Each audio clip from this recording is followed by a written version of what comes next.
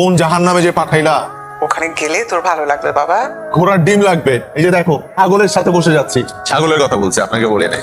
সব ধরনের অভিজ্ঞতা থাকা ভালো, সাবধানে যা, আর পৌঁছে আমাকে একটা কল দিবি। তুমি যদি তোমার কসম না দিতে আমি জীবন ওখানে যাইতাম না। আসসালামু আলাইকুম। দাও সিরনি। সালাম, কেমন আছেন? আমি ভালো আছি, আপনি কেমন আছেন? ভালো। আমি রাতুল, তোর বাপে রাখছিল নামটা। সেই যে ছোটবেলায় তোর দেখছি, কত বড় হয়ে গেছিস। আপনি আমার নামও জানেন? হ্যাঁ, কেডা গো ভাবি? রমিজের পোলা। আসসালামু আলাইকুম। সিরনি ওয়ালাইকুম আসসালাম। হে, এত বছর পরে ওই থেকে নাজিল হইছে।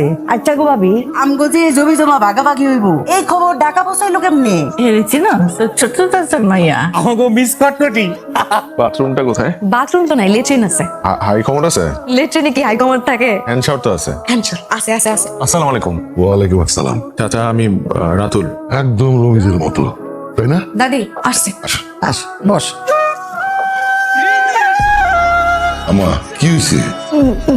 কেন জানি মনে হইতেছিল আমি যেন আমার রমিজের হাতটাই ধরে আছি, একরকম মনে হইতেছিল।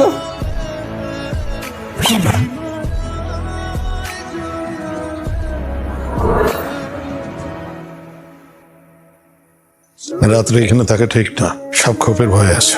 এই ছোট আসলো না আম্মা, তার নাকি পেট ভরা, সে পানি খেয়ে শুয়ে পড়ছে। পানি খেয়ে রোজা থাকা যায়নি করে। আব্বা তো এমনি তো রোজা রাখে না। হাই বাক্কু, চুপ কর। ভাইজান, আপনি কি আপনার বাইরে ছিলেন না? সারা জীবন নিজে যেটা ভালো মনে করে তাই তো করে। কি খাও না খাও কিছুই তো জানি না। খাও ভাবি, আমরা যা খাই তাই খাবে, এত তুলু তুলু করার কি হইলো গো ভাবি? ভাই না, চুপ করবো কেন? সারা জীবন যারা আসলো না, আজকে আটকাইসা হাজির। কি কারণে আসছে এটা কি আমরা কেউ জানি না, বুঝি না? নাহিদা, ওকে আমি আসতে বলছি। জি আম্মা। তুই তো দেখি আজকে কল দিতে ভুলেই গেছিস। সুযোগ পাই নাই। ওখানে কি অবস্থা? অবস্থা ভালো, সমস্যাগুলো আগের মতোই আছে, কিন্তু ভালো লাগাটা বাড়তেছে। সারাদিন কি করলি? সবাই আমাকে ঈদে জামা কাপড় কিনে দিছে মা। এই প্রথম এতগুলো মানুষ আমাকে ঈদে জামা কাপড় কিনে দিল। আমার আত্মীয়, আমার রক্তের মানুষ। আমার মানে সব আত্মীয় স্বজন বুঝে যাস। বাড়ি এদিকে না? আরে আমরা কবর জিয়ারত করবো না? নামাজ পড়ার শেষে আমরা কবর জিয়ারত করলে আমাকে ট্রেডিশন। আল্লাহ আল্লাহ আল্লাহ হায়াতারাজ করো, সুখী হও, সুস্থ থাকো। এই লো তোমার সালাম। দাদি, এটা কি করলো? আমাকে দিলা 500 আর ওরে দিলা অগণিত। আমি কিছু করলেই তো বলবা বেশি কথা বলি। দাদি, ছোটবেলা থেকে তোমার বিপদে আপদে তো আমরাই পাশে ছিলাম। আমাকে বেশি দিবা তা না, তুমি 2 দিন হয়েছে আসছো, ওনার হিসাব ছাড়া টাকা দিয়ে দিছো। বুঝছি, শহরের মানুষের প্রতি তোমার টান বেশি। আপু ঠিকই বলছে। তোরা তো এত ঈদে প্রত্যেকবারই পাইতেছিস, ও তো কোনো ঈদে পায় নাই। ধরতে গেলে ও তো কমই নিছে, ওর আরো পাওনা আছে। জানি না আর কোনো দিন দেখা হইব কিনা। তুমি যে আসছো এটাতেই আমি অনেক খুশি, অনেক শান্তি পাইতেছি। আম্মা কাঁদতেছেন কেন? ও তো আমাকে রক্ত, এটা ওর বাড়ি। রাতুল, ও যখন মন চায় তুমি আসবা।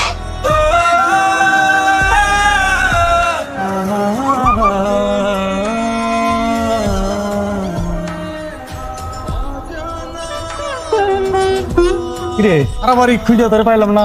জানোস না রাতুল চলে যাবো আজকে? এটা তোমার জন্য কিনছিলাম। এমন খ্যাত শার্ট পরবা নাকি জানি না। তোর কি ওদের দেয় জামা কাপড়গুলো পছন্দ হয়েছে? পছন্দ একটু খ্যাত আর কি, এগুলো তো আমি পড়ি না। যেহেতু তোমার জন্য একটা জিনিস কিনছি, মনে হলো তোমার দেওয়া উচিত। এখন তোমার ব্যাপার, নিবা নাকি নিবা না। সবই তুই কইতেছস, নিবা কি নিবা না মানে 300 চল লেগা আনিব না কেন? আচ্ছা ও আমি না দাদি বাড়ি মিস করতেছি। দাদি বাড়ির প্রত্যেকটা মানুষকে মিস করতেছি।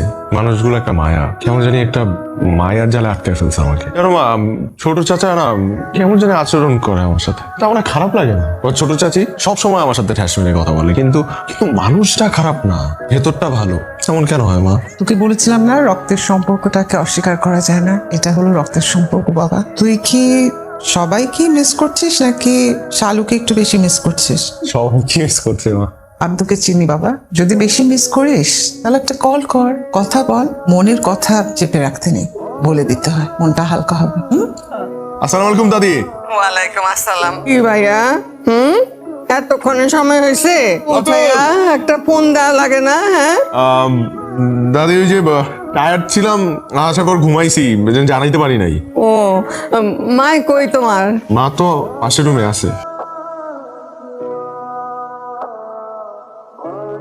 মা, আরে কথা বলতে চলে যায় তোমার সাথে। আমার সাথে কমাস বাইরে আছে দাদি, এই যে মা। আলাইকুম আম্মা, কেমন আছেন আম্মা আপনি? ওয়ালাইকুম আসসালাম মা, তুমি যে আসলা না? আপনি তো আমাকে আসতে বলেন নাই। আচ্ছা, আমি বুড়া মানুষ, আমার তো ভুল হইতেই পারে, কিন্তু তোমার তো হনের কথা না। জাগা, ওই যেই কাজে রাতুলরে আসতে বলছিলাম সেই কাজটা তো হয় নাই মা। আমার ভুল হয়েছে আম্মা, আমাকে মাফ করে দেন। ঠিক আছে, ভুল বুঝতে পারলে সেইটা সংশোধন করা লাগে, বুঝছো? রাতুলের দাদা যে ভুল করছে, আমি সেই ভুলটা শুধরাইতে চাই। তুমি আসো মা। জি, আপনি বলেছেন আর আমি আসবো না, এটা তো হতে পারে না। আসো মা, আমি অপেক্ষায় থাকবো। দাদি আমরা আসতেছি আমরা। আচ্ছা। আয় আয় আয়।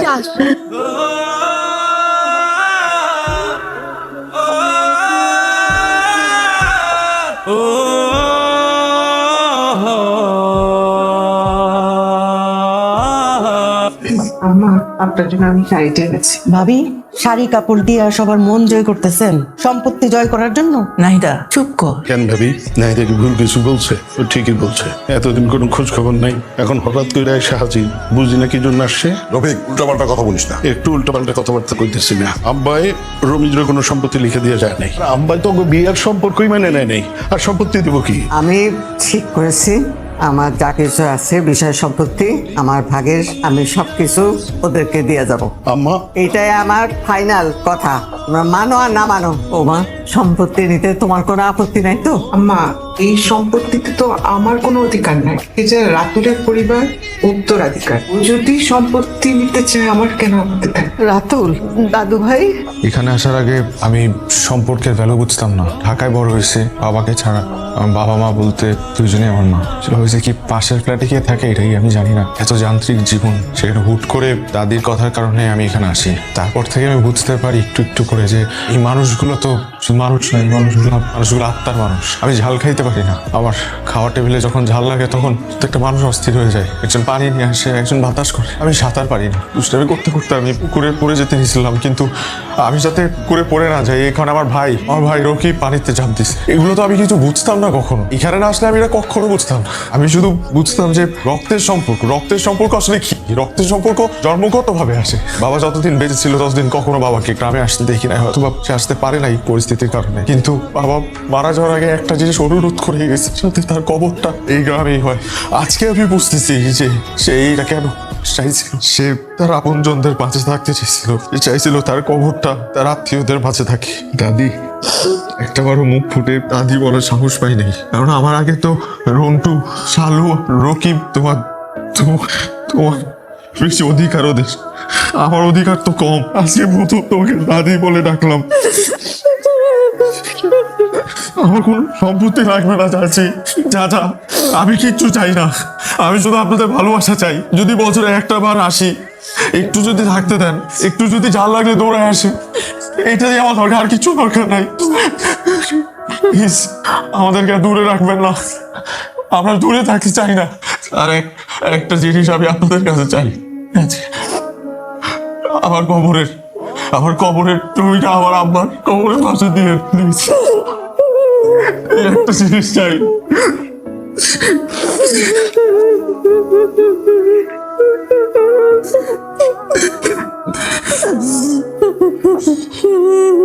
তোমার কি মনে হয়েছে আমরা সম্পত্তি চাই, সম্পত্তির ভাগ চাই? হ্যাঁ, না, সম্পত্তির ভাগ চাই না।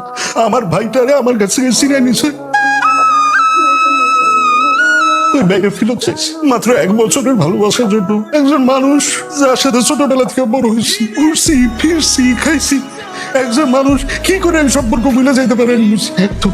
আর এই জন্য তোমার মায়ের উপরে আমার রাখছে, অনেক রাগ করছি। আবার তুমি যখন আসলা আমার কাছে মনে হয়েছে এই তো এরাই আমার ভাইটা আমার কাছে ছিনে নিচ্ছে। আমি তোমাদের সহ্য করতে পারি, আমি বুঝি এটা অন্যায়, অনেক অন্যায়, ভুল, কিন্তু আমার মনটা তো আমি বুঝায় রাখতে পারি, একদম বুঝায় রাখতে পারি। আর এই যে ওইখানে বসে সিগারেট খাইছে, আরে ওইখানে আমি, আমার ভাই, দিনের পর দিন রাতের পর রাত গল্প করছি, আড্ডা মারছি, সিগারেট খাইছি। একবার মনে হয়েছে ওর একটা ধমক দেই ওদের মধ্যে টাইনা নিয়া, কিন্তু দিতে পারিনি। কেন দিব? কোন অধিকারে দিব? রাতুল, তোমার চাচা কিছুই বুঝে বলতে পারে নাই। তুমি যখন আসছো তোমার চাচা ভাবছিল আসবে না, তোমার চেহারাই দেখবে না, কিন্তু তারপরও দৌড়ায় ছুটে আসছে তোমার এক নজর দেখার জন্য। কিন্তু তোমার দেখেই যখন তার ভাইয়ের কথা মনে পড়ে গেছে, সে আবার পালায় গেছে।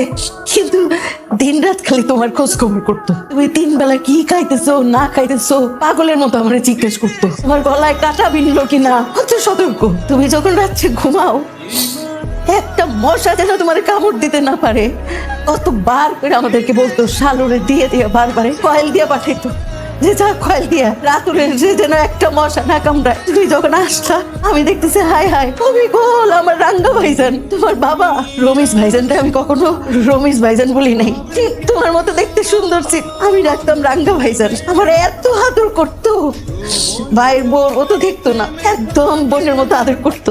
সেই রাঙ্গা ভাইজান যখন লাশ হয়ে ফিরে আসলো, আমি তোমার মায়ের প্রতি আর তোমার প্রতি খুব অভিমান করছি। কিন্তু বারে চাইতাম কি তোমার একটু আদর করতে, পারতাম না। কেন পারতাম না জানো? হয়েছে ঝাল খায় তোমার চোখ দিয়ে যেমন পানি পড়তো, প্রতি বেলায় তোমার বাবারে ছাড়া তোমার চাচার চোখ দিয়ে অঝরে পানি পড়তো। হ্যাঁ, সেই জন্য আমার জিদ আরো বেশি বাড়তো। আমি বিভিন্ন তিতা কথা কইতাম তোমারে। কেন কইতাম? অভিমান করে কইতাম। কিন্তু ওই যে সাথের মধ্যে তুমি যখন আমার জড়ায় ধরলা, আরে কি শান্তি। আমার মনে হয়েছিল আমগো রাতুলটা আমি একটু জড়ায় ধরি, কিন্তু পারি নাই। তুমি যখন চলে যাও তোমার কয়েকটার মধ্যে চাপড়ায় ধরি। সবাই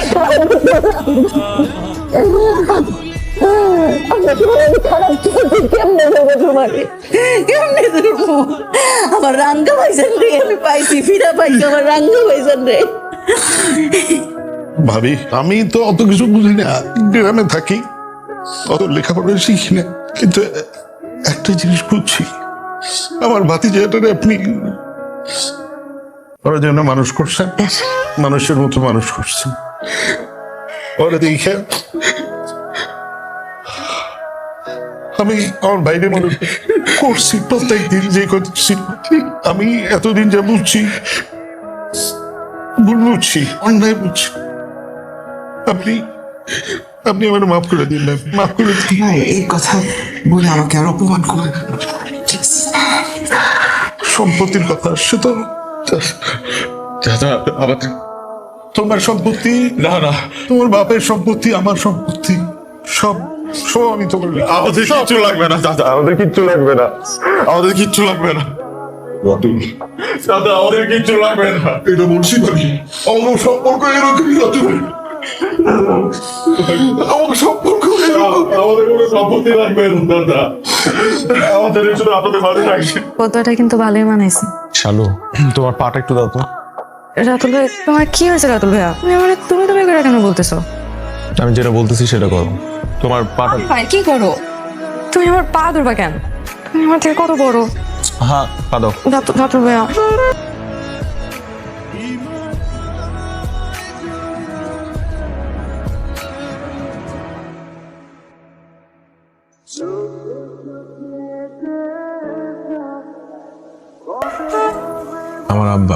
আমার আম্মাকে বিয়ের জন্য প্রপোজ করছিল এই নুপুর দিয়ে।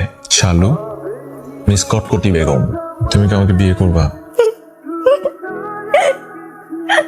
আমি রাতুল ভাই, আমি কি বলতেছো তুমি? আমি আরো ভাবলাম ঢাকা যে ইউনিভার্সিটিতে ভর্তি হবো। হ্যাঁ, ভর্তি হবা। আমাদের বাসা থেকে পড়াশোনা করবা। তুমি তো বলছিলা পড়াবো।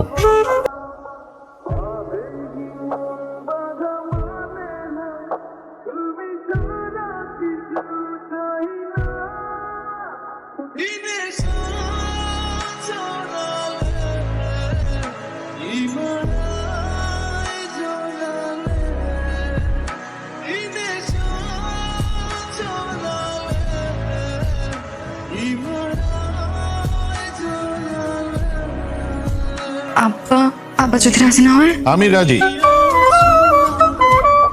আমরাও রাজি।